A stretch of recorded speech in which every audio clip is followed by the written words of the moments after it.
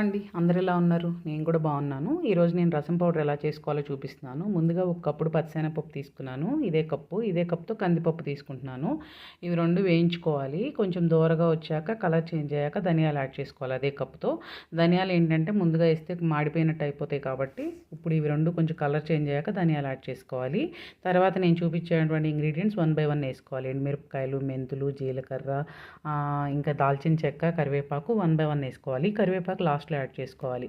ఇవి చల్లార్చాక మిక్సీ పట్టుకోవాలి. మిక్సీ పట్టుకునేటప్పుడు కొంచెం పసుపు, సాల్ట్ వేసుకుని మిక్సీ పట్టేసుకోవాలి. తర్వాత రసంలో మనం చూసుకుని వేసుకుంటాం కాబట్టి ఇది టమాటా రసంలో కానీ, చింతపండు రసంలో కానీ ఏ రసం చేసుకున్నా కూడా మీరు ఈ రసం పౌడర్ వాడుకుంటే చాలా బాగుంటుంది. వర్కింగ్ ఉమెన్స్కి ప్రిపరేషన్స్ చాలా ఇంపార్టెంట్. నేను ఇవన్నీ చేసి పెట్టుకుంటాను. నాకు చాలా ఈజీ అనిపిస్తుంది. కొంచెం ఎండుమిరపకాయలు నేను తక్కువ తీసుకున్నాను. మా బాబు తింటాడు కాబట్టి మీకు కావాలంటే ఎక్కువ వేసుకోవచ్చు.